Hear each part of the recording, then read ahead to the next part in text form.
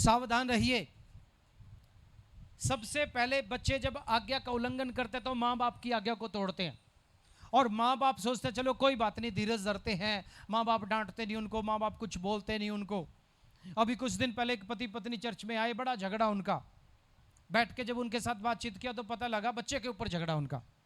पापा बेटी से बहुत प्यार करता है, मम्मी उसको डांटना सुधारना चाहती है, उसको लेके दोनों को बीच में झगड़ा, और झगड़ा इतना बढ़ जाता है, बहुत ज्यादा हो जाता है। कारण क्या है? क्या तुम अपने बच्चों को बिगाड़ रहे हो? एक मसीह क्या करता है? परमेश्वर का वचन कहता है सारी गंभीरता से अपने बाल बच्चों को अधीनता में लाने वाला होना चाहिए। एक सेवक के लिए भी सबसे पहले कंडीशन यही है कि वो अपने घर का अच्छा प्रबंध करने वाला होना चाहिए।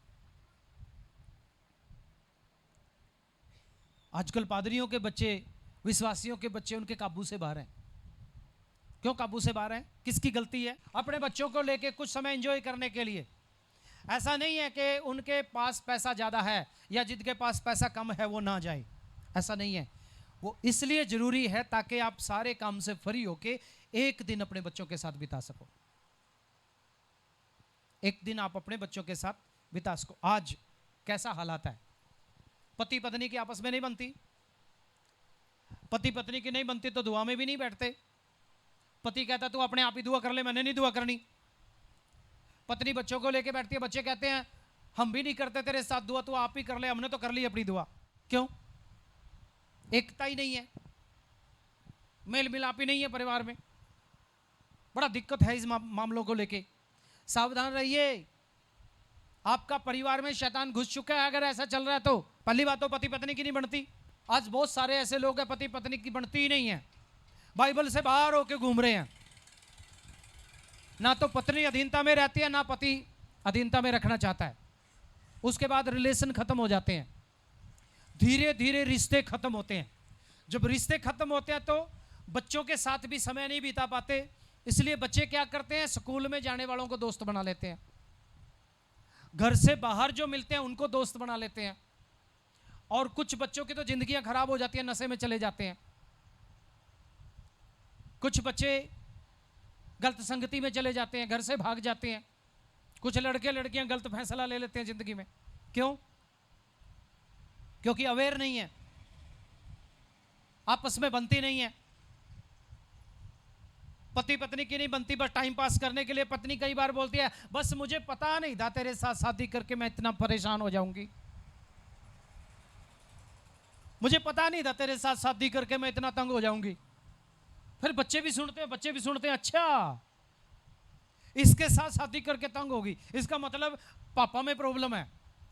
पापा भी आगे से ऐसा ही बोलता है मुझे पता नहीं था तेरे साथ शादी करके मैं इतना दुखी हो जाऊंगा। अच्छा, बच्चे सोचते हैं पापा के साथ भी दुखी है, मम्मी के साथ भी दुखी है, तो हम किसी और के साथ चलते हैं। और आपके बच्चे आपके घर से अलग रास्ता चुन लेते हैं, और वो रास्ता, बाहर का रास्ता जो है वो भटकाने वाला, भरमाने वाला, अंधेरे वाला रास्ता है। हालेलुया।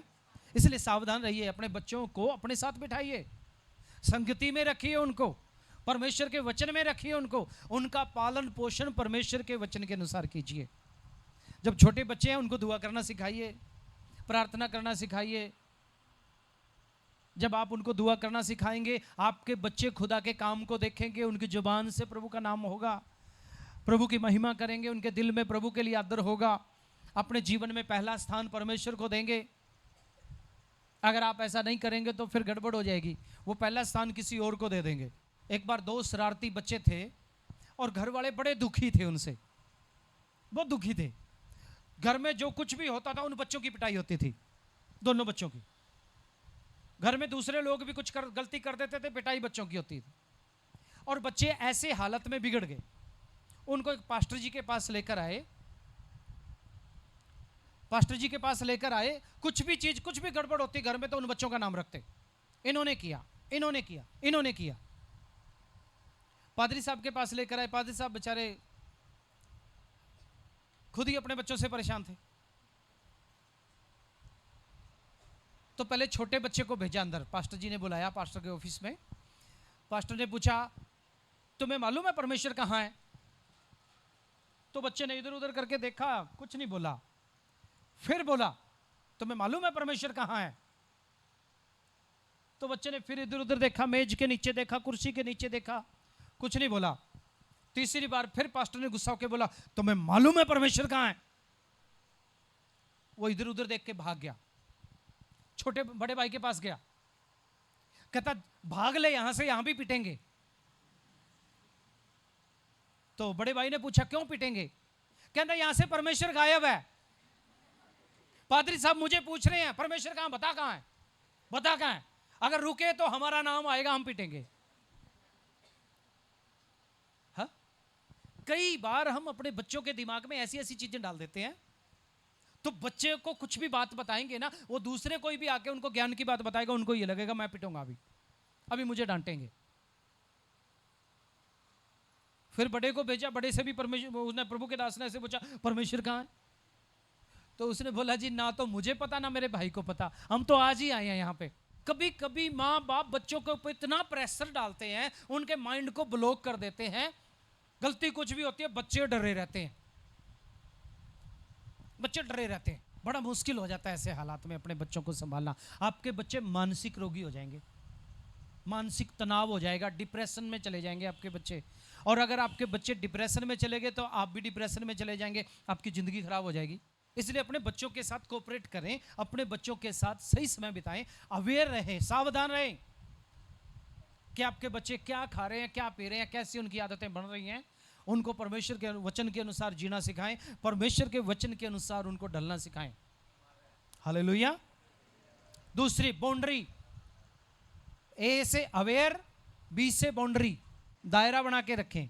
परिवार में दायरा होना जरूरी है, बाउंड्रीज होना जरूरी है परिवार में।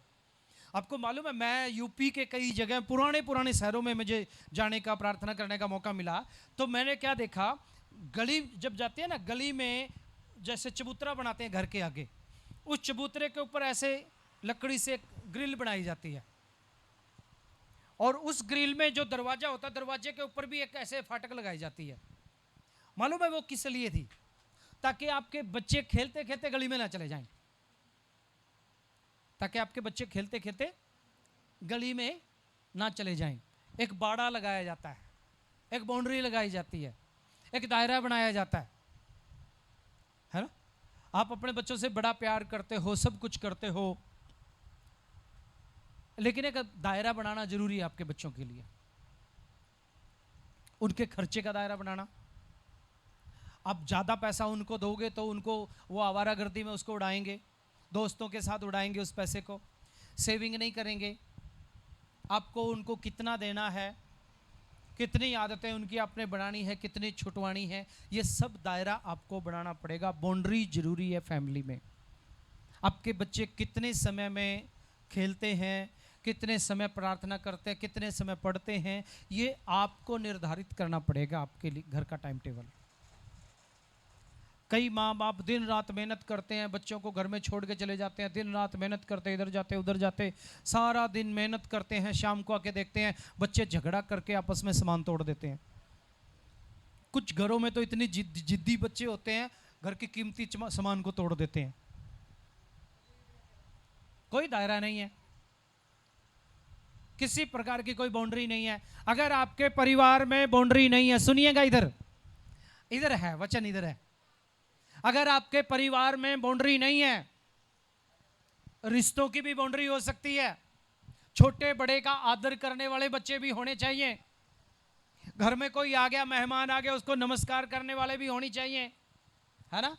ऐसे ही ना हो उनके लिए बाउंड्री बना दे, घर में कोई आ गया तो तुम ऊपर नहीं नीचे नहीं आओगे, इस तरीके का भी बाउंड्री नहीं होना चाहिए। ऐसा बाउंड्री होना चाहिए घर में, आप छोटों की कदर करते हो, बड़ों के लिए नमस्कार करते हो, आदर करते हो उनका, उनसे मिलें जुलें, घर में कौन आता है कौन नहीं जाता है, आपके बच्चे भी उन चीज़ों को ध्यान रखें, मिलें आपके बच्चे भी। कुछ लोग ऐसे भी होते हैं आपके रिश्तेदार जिनसे आपके बच्चों के साथ खेलने में आनंद आएगा, आपके बच्चों के साथ समय बिताने के लिए उनको अच्छा लगेगा, आप भी चाहेंगे कि हमारे बच्चों के साथ समय बिताएं। कुछ ऐसे भी लोग होंगे जो आप चाहेंगे आपके घर में तो आगे, लेकिन आपके बच्चों से दूर रहें वो लोग, है ना। कुछ ऐसे रिश्तेदार भी आते हैं जो बिगाड़ने के लिए ज़्यादा और संवारने के लिए कम आते हैं, तो आप वो अपने बच्चों को समझाते हैं कि बेटा इनकी सारी बात सही है, आदर करना, प्रेम करना, खाना देना, सब कुछ करना, लेकिन एक समय के अनुसार करना।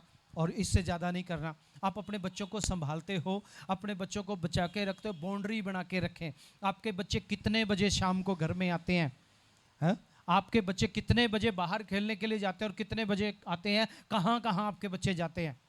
आपके बच्चे सिनेमा देखने के लिए जाते हैं, आपके बच्चे खेलने के लिए जाते हैं, आपके बच्चे शराब पीने के लिए जाते हैं। क्या बाउंड्री आपने बना के रखी है अपने बच्चों के लिए? एक मसीह परिवार अपने बच्चों के लिए बाउंड्री बना के रखता है। वो कहता है हमें उधर नहीं जाना, हमें कीर्तन में नहीं जाना, हमें उसमें नहीं जाना, हमें भंगड़ा पार्टी में नहीं जाना, हमें जगरातों में नहीं जाना, हमें ऐसी ऐसी जगह में नहीं जाना। आप अपने बच्चों के लिए बाउंड्री बना के रखते हो कि मुझे तंत्र मंत्र करने वाली जगह में नहीं जाना, ऐसी जगह में जहाँ पे अश्लीलता है हम अपने बच्चों को वहाँ पे नहीं भेजते, बाउंड्री बना के रखते हैं, है ना। सांग सिनेमा होता है, हम अपने बच्चों को वहाँ पे नहीं भेजते हैं, हमें पता है वहाँ पे जाएंगे तो हमारे बच्चे भी उन्हीं के जैसे गीत गाते हुए वापस आएंगे। कितने बजे आपका बेटा आपकी बेटी सोते हैं, कितने बजे जगते हैं, एक बाउंड्री बनाना जरूरी है आपके घर में। A for awareness, aware, B for boundary, C for communication, communication संचार, आपस में मेल जोल को बढ़ाना। बच्चों के साथ कम्युनिकेशन, कम्युनिकेशन करें, अपने बच्चों के साथ मेल जोल बढ़ाएं।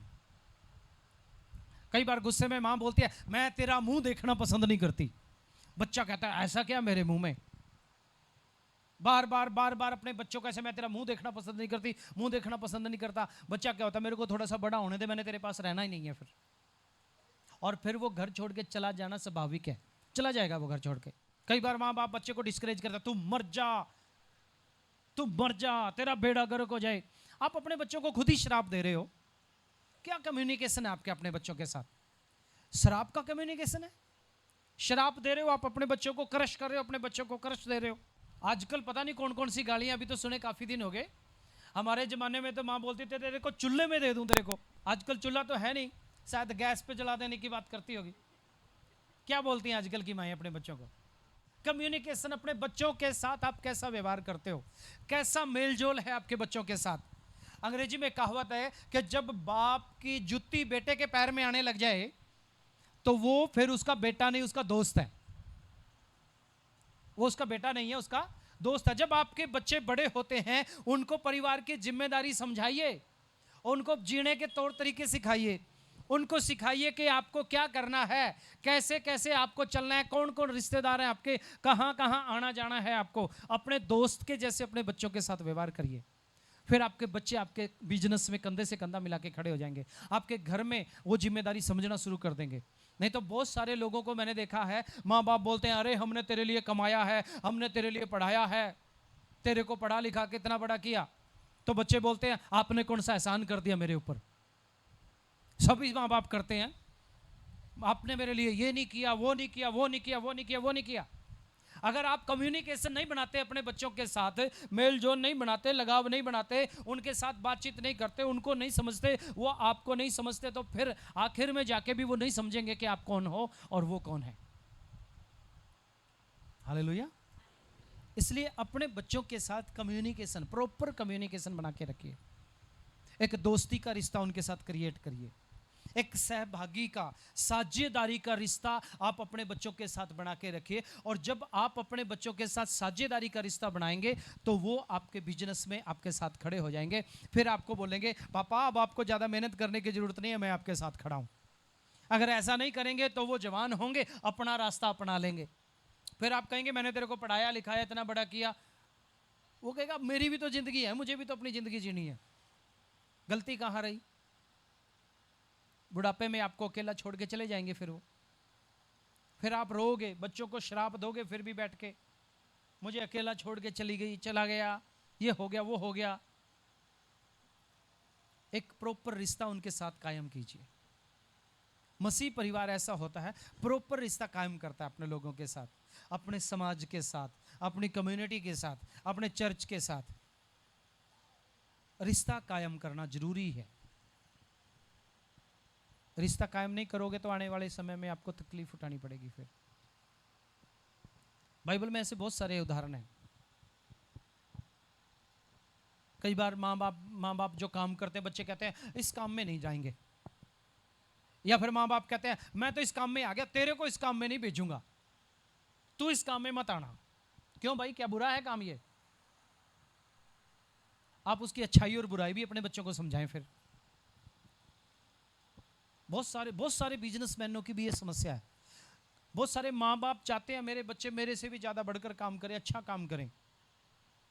बहुत सारे लोग अपने माँ बाप को, बहुत सारे बच्चे अपने माँ बाप को समझते नहीं हैं। माँ बाप गलती कर देते हैं, उनको 10वीं क्लास तक कोशिश कीजिए अपने साथ रखिए। कुछ माँ बाप ऐसे होते हैं, मेरे को भी कई लोगों ने बोला आपके बच्चों को हॉस्टल में भेज दे, क्रिश्चियन हॉस्टल में भेज दो, है ना, ईसाइयों के स्कूल में भेज दो पढ़ने के लिए, किसी कॉन्वेंट स्कूल में भेज दो। मैंने बोला नहीं भेजेंगे। घर पे रख के पढ़ाएंगे तो ये मेरे साथ रिश्ते को कायम रखेंगे। अगर मैं उनको 6 साल की उम्र में, 7 साल की उम्र में उठा के हॉस्टल में छोड़ दूंगा और उसके बाद जब वो 10वीं 12वीं क्लास कर देंगे, 16 17 18 साल के हो जाएंगे, तब मैं कहूँगा आके मेरे साथ रहो, तो उनका मेरे साथ रहना बड़ा मुश्किल हो जाएगा। वो एडजस्ट नहीं कर पाएंगे फैमिली को, वो फिर अकेले रहना पसंद करेंगे, अपने दोस्तों के साथ रहना पसंद करेंगे। और ऐसे बच्चों का भविष्य कब खराब हो जाएगा कोई जानता ही नहीं। जब आप बचपन से अपने बच्चों को अपने साथ रखोगे, आपके परिवार की हालत को भी वो जानेंगे, आपकी आर्थिक परिस्थिति को भी वो समझेंगे, और उनको पता लगेगा कि हमारे माँ बाप ने कैसे मेहनत करके हमें पढ़ाया, क्या हमें सिखाया है। अगर आप जाते स्कूल में डाल दोगे, 10-12 साल के बाद संभालोगे, तो स्कूल वालों ने जो सिखाया वही सीखेंगे। आप क्या सिखा रहे हो फिर अपने बच्चों को? आप अपने बच्चों को क्या सिखाते हो? ये कम्युनिकेशन के बिना नहीं हो सकता। आपको उनके साथ एक संबंध बनाना पड़ेगा, संपर्क बनाना पड़ेगा, ताकि आपके बच्चे जब किसी गलत संगत में पड़ जाए तो आपके साथ बात करें आके। आपके बच्चों के साथ बाहर की कमेटी में, सोसाइटी में कुछ बुरा हो जाए तो आपके बच्चे आके बिना किसी संकोच के आपके साथ बातचीत करें कि पापा मेरे साथ ऐसा हो गया, पापा मुझे ये परेशानी है, मम्मी मुझे ये परेशानी है।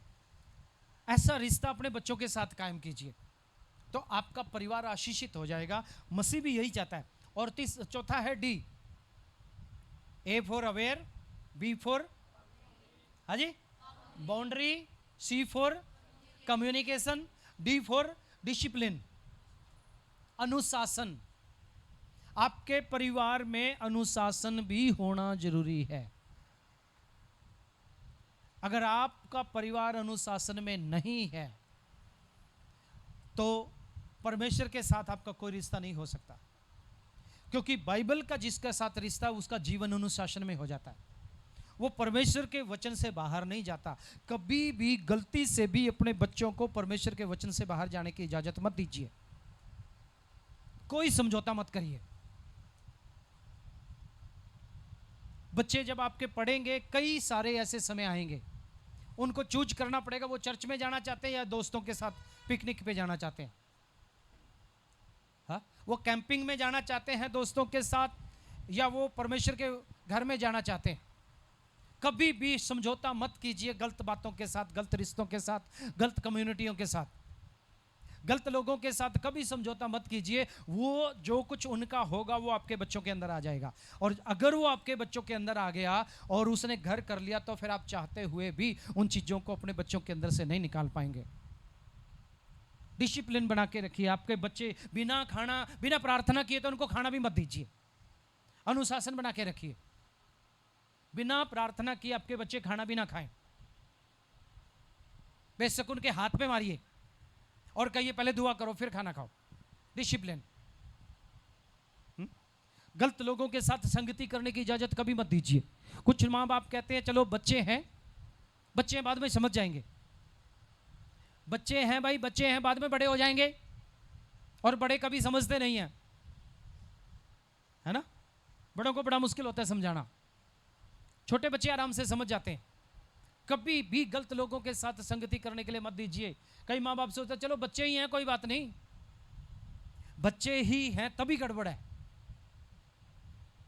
इसलिए अपने बच्चों को कभी भी गलत संगति में जाने की इजाजत मत दें। गलत दोस्तों के साथ दोस्ती करने की इजाजत मत दें। गलत संगत में बैठने की अपने बच्चों को इजाजत मत दें। हाँ, बहुत सारे चर्च में प्रोग्राम होते हैं, जवानों के प्रोग्राम होते हैं, बच्चों के प्रोग्राम होते हैं, यूथ के प्रोग्राम होते हैं, आप उनमें भेजिए अपने बच्चों को। वहाँ आपके बच्चे समझेंगे, सुधरेंगे, वचन को सीखेंगे, प्रार्थना करना सीखेंगे।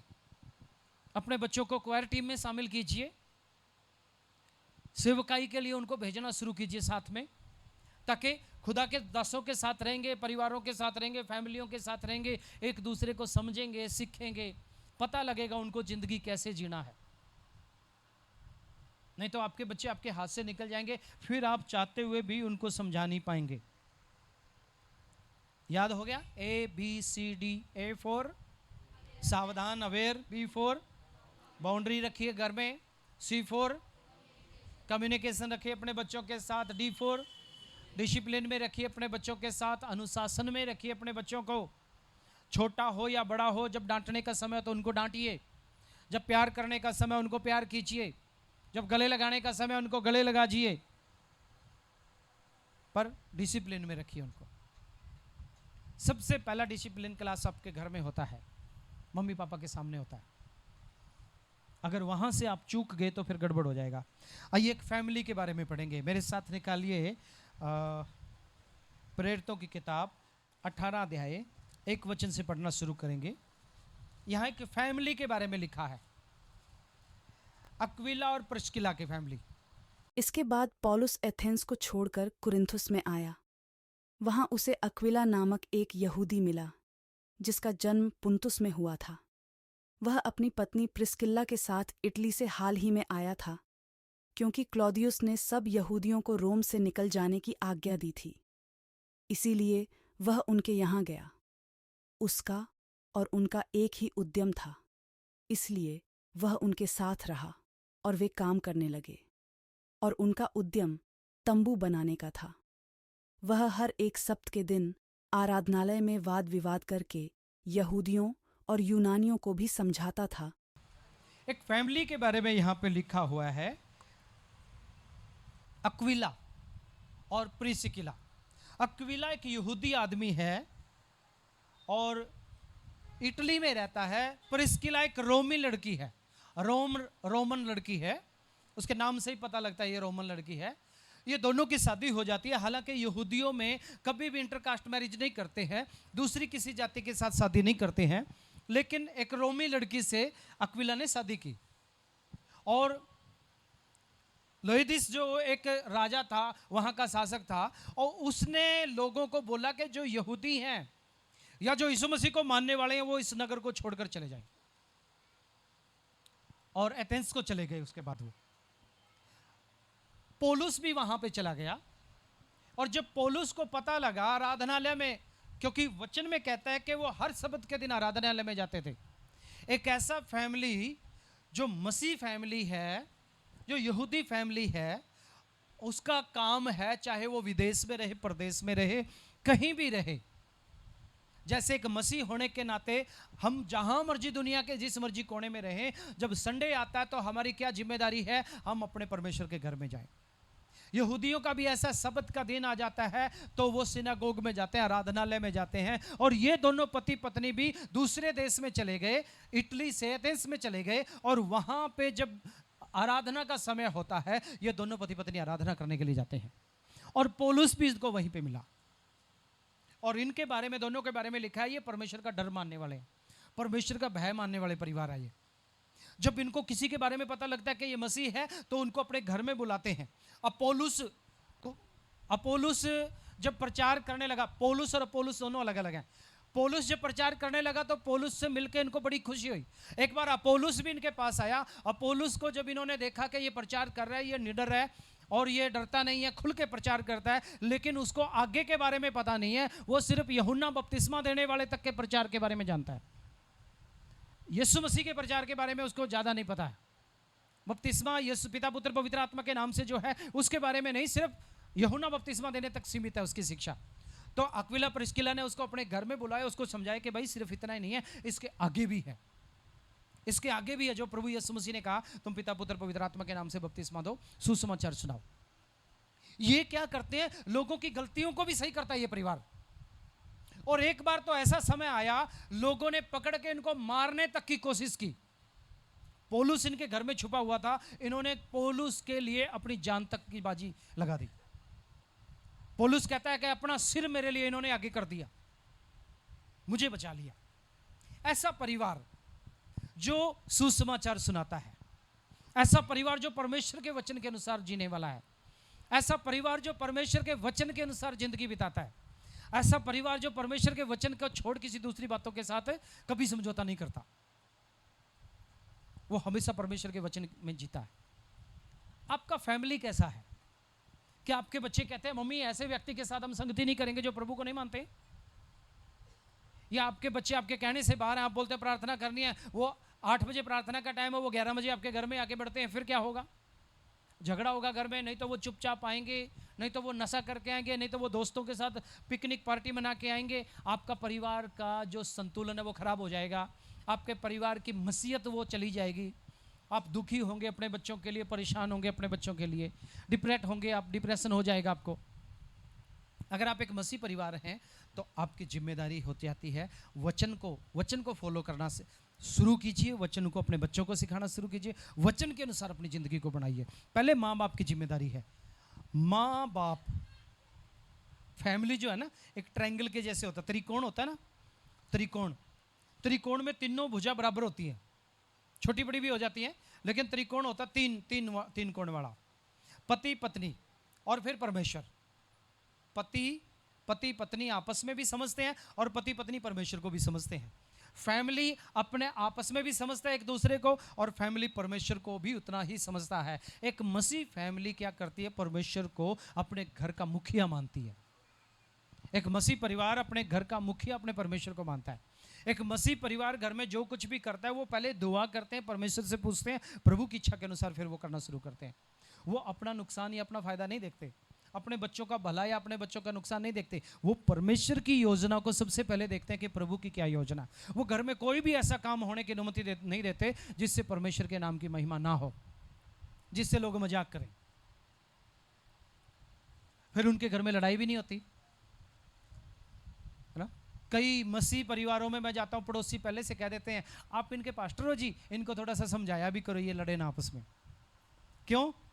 क्योंकि जब ये लड़ते हैं तो एक गली से बाहर खड़ा होकर लड़ता है, एक गली के घर के अंदर दरवाजा बंद करके गालियां देती है, एक बाहर खड़ा होकर गालियां देता है। लोग तमाशा देखते हैं। बदनामी किसकी होती है? लोग किसको बोलेंगे? लोग आपको नहीं बोलेंगे, लोग बोलेंगे परमेश्वर को मानने वाले लोग ऐसे हैं, है ना।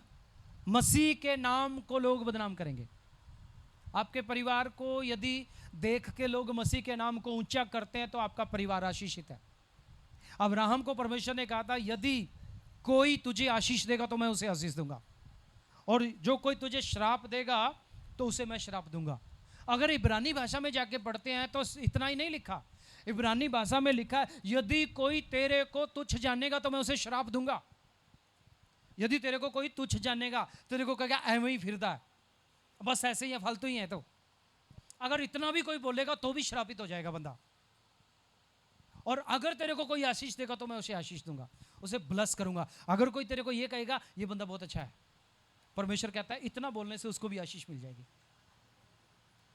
आपके साथ परमेश्वर का ऐसा रिश्ता है, परमेश्वर का ऐसा कम्युनिकेशन है आपके साथ, आपके लिए इतनी आशीष से परमेश्वर ने रखी हुई थी कि आपको कोई दूसरा भी अच्छा बोलेगा तो परमेश्वर उसको भी आशीष दे देगा, और आपके कारण दूसरे लोग भी श्रापित हो जाएंगे। कई मसीह लोग तो ऐसे हैं, वो एक बचपन में कहानी सुनते थे हम लोग कि एक आदमी को एक जिन मिल गया, जिन को बोला कि भैया, जिन कहता है मैं तेरे लिए सब कुछ काम करूंगा, तो कहता है फिर एक काम कर, बहुत सारा धन दे मुझे। लेकिन वो कहता है तुझे जितना मिलेगा तेरे पड़ोसियों को उससे दुगना मिल जाएगा। तो पहले तो उसने सोचा चलो कोई बात नहीं, कोई दिक्कत नहीं है, मिल जाएगा, चलो उनको भी भला हो जाएगा। पैसा मांगा तो पड़ोसियों को दुगना आ गया। फिर जमीन जायदाद, कोठी, शोहरत मांगी, उनको तो मिल गया, लेकिन पड़ोसियों को उससे भी ज़्यादा मिल गया, तो बंदे को जलन होना शुरू हो गई। मेरे काम तो मैं कर रहा हूँ, पड़ोसी फ्री में ऐसे ले रहे हैं। अब उसने एक युक्ति निकाली, कहता जी हमारे घर के आगे कुआं खोद दो। पता था पड़ोसियों के घर के आगे दो हो जाएंगे, है ना। तो पड़ोसियों के घर में तो दो कुएं हो गए उनके घर के आगे। फिर कहता है एक काम करो जी, हमारी एक एक आंख से हमें अंधा कर दो। पड़ोसी क्या हो गए फिर? हाँ जी, दोनों आंखों से अंधे हो जाएंगे। अब कहता है अब हमें पीटना शुरू कर दो ताकि हम घर से बाहर निकल जाएं। और एक आंख वाले तो बच के निकल गए, लेकिन पड़ोसी क्या करेंगे? कुएं में गिर के मर जाएंगे। कई मसीह तो इस तरीके की जिंदगी जीते हैं वो चाहते ही नहीं कि मेरे द्वारा मेरे पड़ोसियों को आशीष मिले। आप उनके लिए दुआ कीजिए, आप उनके लिए प्रार्थना कीजिए, उनको आशीष दीजिए, आप ब्लस कीजिए, चाहे बेशक आपके साथ बोले ना बोले कोई बात नहीं, लेकिन उनको ब्लस करना शुरू कीजिए। और ऐसा ही उनको, उनके जीवन में भी ऐसा ही हो कि आपको देख के उनके जीवन में भी आशीष आ जाए। हालेलुया। तभी तो तुम जगत की ज्योति बनोगे, तभी तो दुनिया के नूर बनोगे, जब तुम्हें देख के लोग आशीष पाएंगे। इसलिए सावधान रहिए, आपका परिवार को परमेश्वर ने आशीष दिया है, आपका परिवार को परमेश्वर आशीष देना चाहता है, आपके परिवार को परमेश्वर मसीह परिवार बनाना चाहता है, आपके परिवार के द्वारा परमेश्वर आपकी कम्युनिटी को आशीष देना चाहता है, आपके मोहल्ले को आपके परिवार के द्वारा आशीष देना चाहता है, आपके बच्चों के द्वारा परमेश्वर उनके साथ पढ़ने वाले बच्चों को आशीष देना चाहता है। और ये आपके ऊपर डिपेंड करता है, आप आशीष का कारण बनते हो दूसरों के लिए या शराब का कारण बनते हो, आप परमेश्वर के नाम को महिमा देने का कारण बनते हो या परमेश्वर के नाम को बदनाम करने का कारण बनते हो, वो आपके ऊपर है। हालेलुया। प्रभु इन वचनों के द्वारा आपको आशीष दे। प्रार्थना में रहिए और कोशिश कीजिए आपका परिवार मसीह परिवार हो जाए। और ABCD याद रखिएगा, अवेयर, बाउंड्री, कम्युनिकेशन और डिसिप्लिन आपके परिवार में हो, आपके परिवार में मेलजोल हो आपस में, आपके परिवार में बाउंड्री हो, कुछ बातें, कुछ दायरा हो आपके परिवार में कि हमें इन बातों को छोड़ के दूसरी बातों में नहीं जाना। आपके परिवार में अनुशासन हो, हमें ये करना है ये नहीं करना है ना। आपके परिवार में अच्छा मेलजोल हो। प्रभु आप सब लोगों को आशीष दे।